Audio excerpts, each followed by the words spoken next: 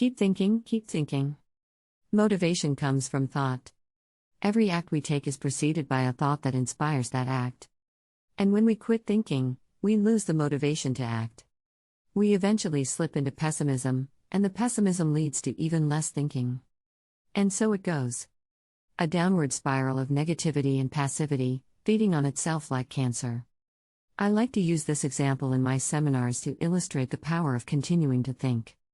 Let's say a pessimist has made up his mind to clean his garage on a Saturday morning. He wakes up and walks out to the garage and opens the door and is shocked to see just how much of a mess it is. Forget this. The pessimist says with disgust. No one could clean this garage in one day. And at that point the pessimist slams the garage door shut and goes back inside to do something else. Pessimists are all or nothing thinkers. They think in catastrophic absolutes. They are either going to do something perfectly or not at all. Now let's look at how the optimist would face the same problem. He wakes up on the same morning and goes to the same garage and sees the same mess and even utters the same first words to himself, forget this. No one could clean this garage in one day. But this is where the key difference between an optimist and a pessimist shows itself. Instead of going back into the house, the optimist keeps thinking.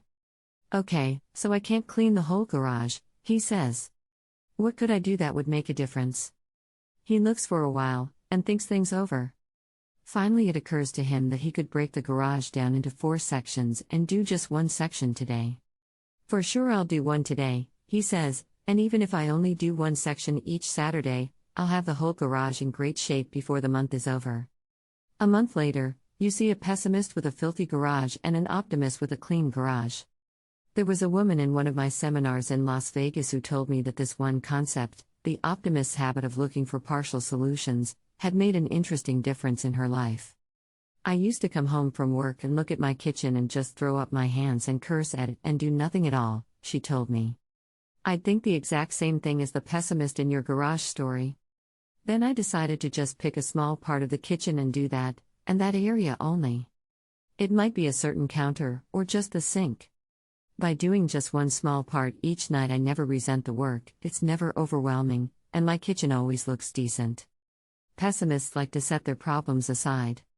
They think so negatively about doing the whole thing perfectly that they end up doing nothing at all.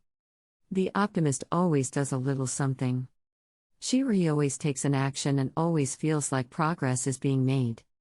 Because pessimists have a habit of thinking it's hopeless or nothing can be done, they quit thinking too soon. An optimist may have the same initial negative feelings about a project, but he or she keeps thinking until smaller possibilities open up. This is why Alan Loy McGuinness, in his inspiring book The Power of Optimism, refers to optimists as tough-minded. The pessimist, as far as the use of the human mind goes, is a quitter.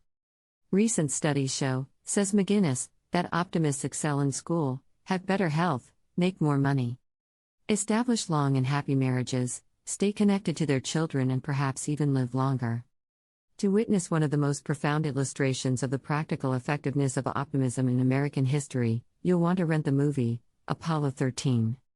Although the job of bringing those astronauts back from the far side of the moon looked daunting and overwhelming, the job was accomplished one small task at a time.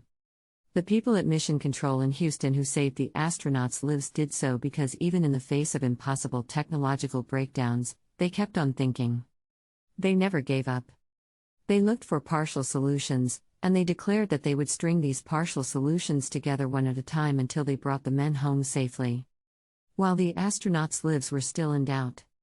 There was one glaring pessimist in Houston ground control who made the comment that he feared that Apollo 13 might become the worst space disaster in American history. The ground commander in Houston turned to him and said with optimism and anger, "On the contrary, sir, I see Apollo 13 as being our finest hour." And he turned out to be right, which illustrates the life or death effectiveness of optimistic thinking. Whenever you feel pessimistic or overwhelmed, remember to keep thinking. The more you think about a situation, the more you will see small opportunities for action, and the more small actions you take, the more optimistic energy you will receive. An optimist keeps thinking and self-motivates. A pessimist quits thinking, and then just quits. In the Broadway musical South Pacific, the heroine sings apologetically about being a cockeyed optimist. She admits she's immature and incurably green. This was an early version of a blonde joke. She confesses, as the giddy song soars melodically, that she's stuck like a dope on a thing called hope, and I can't get it out of my heart, not this heart. That's how our society has viewed optimists, they are dopes. Society thinks optimistic thinking is something that comes from the heart, not the head. Pessimists, on the other hand, are realistic. In fact, pessimists will never tell you they are pessimists. In their own minds, they are realists. And when they run into habitual optimists, they sneer at them for always blue-skying everything, and not facing grim reality. Pessimists continually use their imaginations to visualize worst-case scenarios, and then concluding that those scenarios are lost causes, they take no action. That's why pessimism always leads to passivity. But even lying on his couch, bloated with junk food and foggy from too much television, the pessimist knows somewhere in his heart that his what's the use? Attitude is not effective. He is living a life that is reflected in what Nietzsche once said, everything in the world displeased me, but what displeased me most was my displeasure with everything. Optimists have chosen to make a different use of the human imagination. They agree with Colin Wilson's point of view that imagination should be used, not to escape from reality, but to create it. Thanks for watching. Please like, share and subscribe.